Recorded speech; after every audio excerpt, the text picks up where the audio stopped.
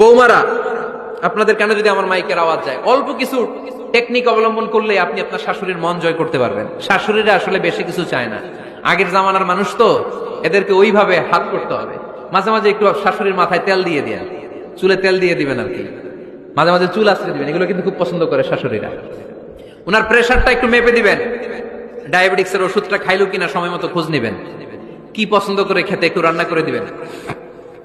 যেই বক্তার ওয়াজ শুনতে পছন্দ করে ওই বক্তার ওয়াজগুলো ডাউনলোড করে শাশুড়ি আম্মাকে দিবেন, ইসলামী বই দিবেন। দেখবেন বয়স্ক নারীরা মাহফিল যেতে খুব পছন্দ করে, ওয়াজ শুনতে খুব পছন্দ করে, নবীদের কাহিনীগুলো শুনতে পছন্দ করে।